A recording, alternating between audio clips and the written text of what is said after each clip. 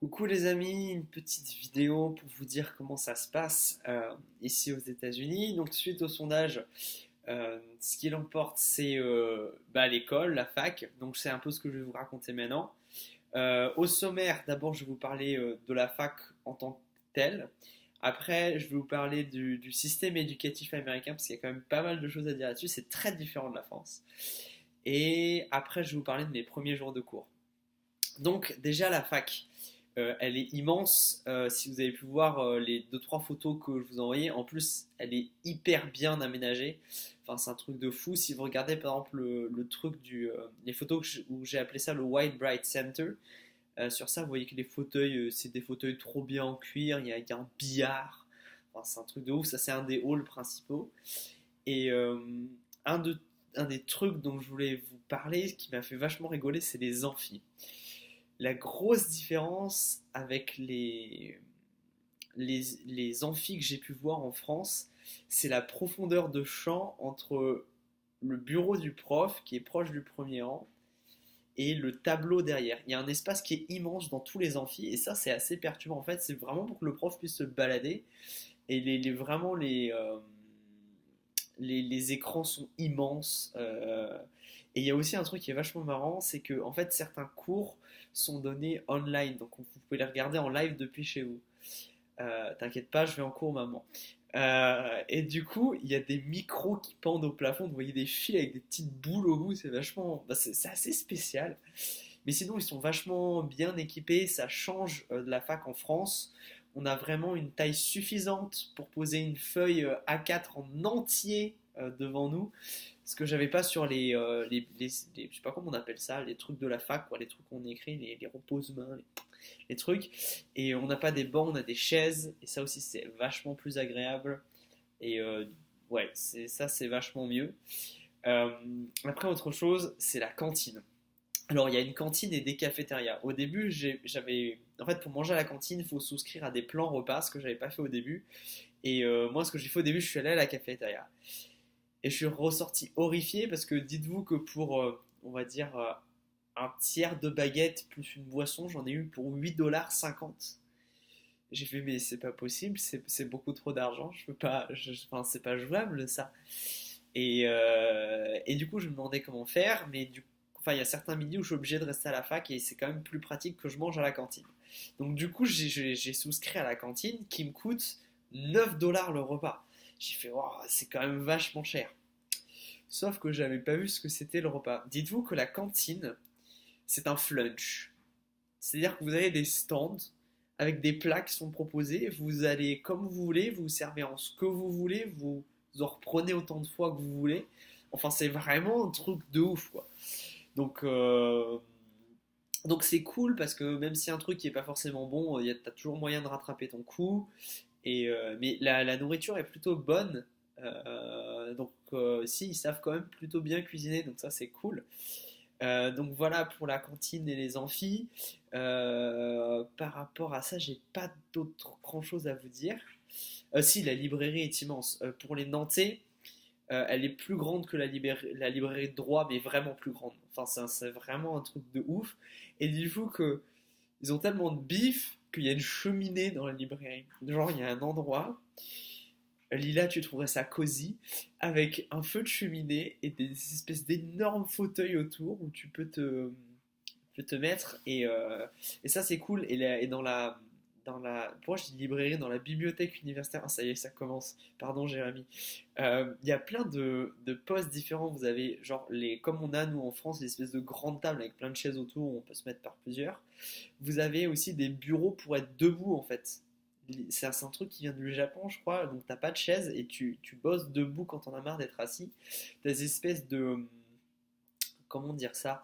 Des espèces de cage. Non, c'est pas une cage. Enfin, c'est une place individuelle, en fait, avec deux murs sur le côté, une étagère devant toi. Et tu peux réserver un spot, en fait, et laisser des affaires.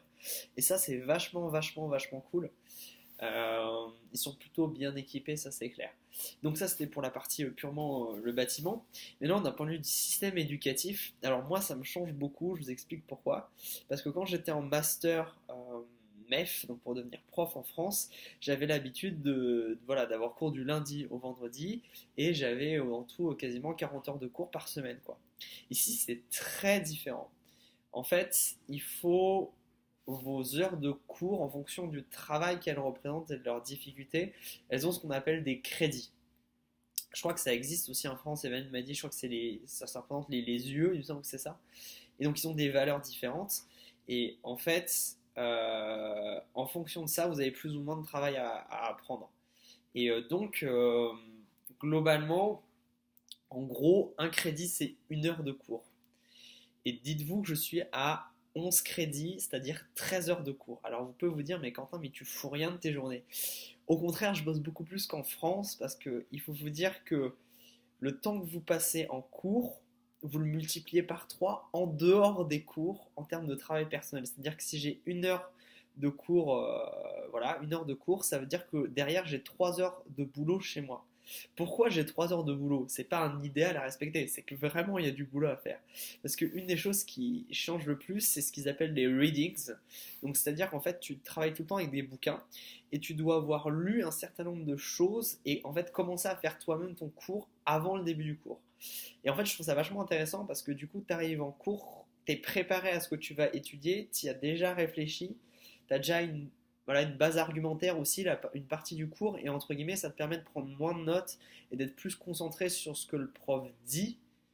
Et c'est beaucoup mieux qu'un polycopier parce que c'est toi qui as fait le cours, donc tu as pu mettre tes codes couleurs, tu as pu... Voilà, moi je trouve ça vachement bien.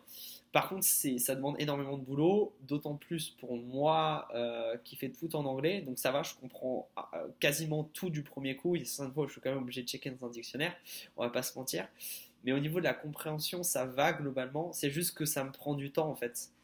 Euh, Ouais, je suis lent, ça c'est clair. Déjà en français, de manière générale, en lecture, je suis pas hyper rapide, mais là je suis carrément lent. Mais bon, c'est ce qu'il faut. Et souvent, tu as des essais à rendre. Pour vous donner un exemple, demain j'ai mon premier cours sur le Nouveau Testament.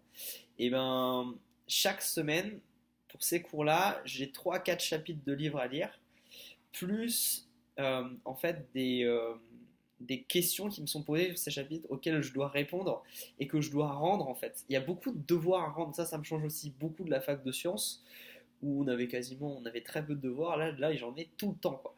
Donc ouais, il faut que j'écrive en anglais, etc. Mais ça se passe bien parce que comme je dois déjà faire tous ces readings et toutes ces prises de notes sur les bouquins en anglais, je commence à être un peu plus fluide. Je suis pas bilingue, mais ça se passe bien. Après, l'autre chose qui change, c'est ce qu'ils appellent les syllabies. Alors, un syllabier, j'ai découvert ça en cours parce que mon premier cours, le prof a dit donc j'espère que vous avez lu vos syllabies. Je fais, mais qu'est-ce que c'est que ce truc-là? En fait, le syllabie, c'est une feuille résumée de chaque cours. Dedans, il y a toutes les attentes du prof, toutes les dates d'évaluation, tous les readings à faire, avec les dates auxquelles il faut rendre les différents trucs, etc. Et en fait, en fonction de ça, tu achètes tes bouquins. Parce que ça aussi, c'est quelque chose. Il faut que tu achètes tes bouquins pour pouvoir les lire. Et moi, malin comme je suis, je suis arrivé en cours, je savais rien de tout ça. Je suis arrivé à mon premier cours sans bouquin. Euh, sans tout ça. Donc du coup, après j'ai dû acheter beaucoup de trucs. Donc moi j'achète tout sur Kindle. Si vous avez des bouquins à acheter, c'est tellement moins cher. Et bref, ça c'était la parenthèse. Mais bon, j'ai dû en commander aussi qui arriveront par la poste. Mais ça coûte hyper cher les bouquins. Ça c'est un budget vachement conséquent. Mais pour le moment, je m'en sors bien, donc c'est cool. Euh, Par rapport à ça, sinon, qu'est-ce que je peux vous dire d'autre? Ouais, ils sont très. Tu travailles beaucoup plus par messagerie. T'es beaucoup plus tout le temps dans l'échange. C'est un truc. T'es vraiment tout le temps dans l'échange avec eux. Ils échangent beaucoup, beaucoup, beaucoup d'informations, beaucoup plus que de ce que j'ai l'habitude en France.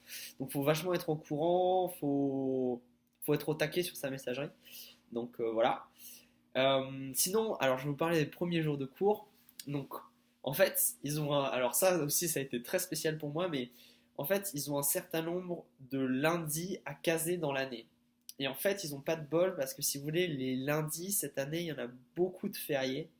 Comme aujourd'hui d'ailleurs, c'est la journée en l'honneur de Martin Luther King, donc du coup, c'est férié.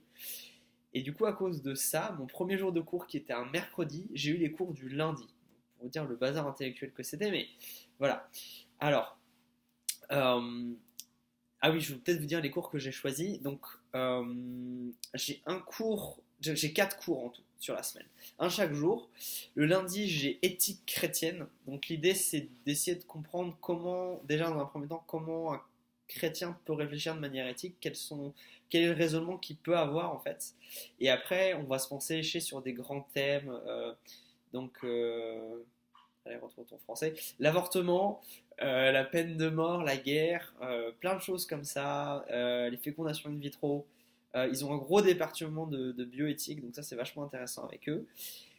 Donc ça voilà. Après le mardi, donc ça va être demain, c'est un cours qui s'appelle Introduction au Nouveau Testament. Donc là, je vais essentiellement travailler sur essayer d'avoir un aperçu un peu global, mais très très global là, du coup, du Nouveau Testament, de voir en quoi il y a une unité dedans. Et aussi, j'ai une grosse partie sur la, la fiabilité en fait du Nouveau Testament, comment les bouquins sont arrivés jusqu'à nous. C'est hyper intéressant. Et en fait, je viens de finir tous mes readings sur ça là, donc je suis un peu crevé. Il est tard chez moi. Euh, et puis après, j'ai mon cours d'évangélisation. Alors ça, c'est hyper bien. Concrètement, comme devoir, je dois faire des rapports sur des discussions que je vais avoir avec des gens. Et en fait, j'ai des objectifs. J'ai 6 discussions à avoir avec 6 objectifs différents. Le premier, c'est entre guillemets un objectif d'approche. C'est arriver au point d'arriver à pouvoir dire, moi, je suis quelqu'un qui suit Jésus. C'est vachement marrant parce qu'ils se définissent pas en tant qu'évangéliques ou chrétiens, mais comme eux ils disent Christ followers. C'est assez intéressant. Et du coup, ça me réjouit juste trop. Ça, c'est vraiment trop bien. Après, et j'ai un cours après sur la mission. La mission, sa place dans la Bible. Et du coup, ça va dériver après sur les grands mouvements missionnaires, etc. Ça, c'est un cours que j'ai pas encore eu. Euh, du coup, voilà. Pour vous dire, c'est vachement. Ah oui, une petite anecdote aussi. C'est vachement bizarre la relation qu'on a avec les profs. C'est-à-dire qu'en France, il y a une certaine distance avec nos professeurs, on les vouvoie, etc. Et bien là, le fait qu'il n'y ait pas de vouvoiement, entre autres, ça fait qu'il y a une très très très grande proximité entre les élèves et les profs. Pour vous dire, dans mes premiers jours d'intégration, en fait, j'ai eu 2 journées d'intégration, une journée pour, entre guillemets, tous les nouveaux étudiants, et là, on a mangé avec nos profs. Alors ça, je peux vous dire que c'est vraiment quelque chose. T'es assis à côté de ton prof, qui va être ton prof de Nouveau Testament, qui a écrit plein de boucles, le mec, c'est une tête de ouf, et le gars te pose des questions sur ta vie, quoi. Donc, ouais, c'est un peu intimidant au début, mais après, c'est cool d'avoir aussi cette. Enfin, il y a une forme de simplicité dans l'échange qui me plaît bien. Et j'ai eu aussi une journée d'orientation par rapport à nous, étudiants internationaux. Et c'est vachement bien parce qu'on nous a expliqué 2, 3 trucs auxquels il faut faire attention et pas bourder. Du type, il y a une distance quand tu parles aux gens qui est beaucoup plus grande que ce qu'on a en France en fait. Et genre, j'ai déjà remarqué que j'ai déjà fait un petit faux pas par rapport à ça dans la famille dans laquelle je suis. Mais bon, c'est passé crème. Mais voilà quoi, donc ça c'est vachement cool. Ils sont vachement intentionnels dans ce qu'ils font. Ils te laissent pas tout seul. Et ça c'est cool. La différence avec la France, je dirais majoritairement, c'est que en France, on va te dire grosso modo comment faire et après tu te débrouilles. Eux, c'est plutôt euh, tu trouves comment tu dois faire, mais nous on fait. Mais dès que tu nous poses une question, nous on te répond du tac au tac et on t'aide à avancer dans ta réflexion en fait. Si vous voulez, dans la démarche, en France, j'ai plutôt l'impression que on nous donne les choses à faire, et là, c'est toi qui dois c'est toi qui est entre guillemets le moteur premier, et eux, ils sont là pour t'accompagner sur le chemin. Donc, en résumé, c'est hyper bien pour le moment. Je m'éclate. Les cours d'éthique et d'évangélisation que j'ai eu pour l'instant me passionnent. C'est juste génial. En plus, on commence nos cours par prier, mais ça, c'est tellement bien. Donc c'est génial, c'est juste hyper dur. Je travaille du matin au soir, je suis fatigué, mais ça va, le moral va bien. Sinon aussi, c'est important de vous dire.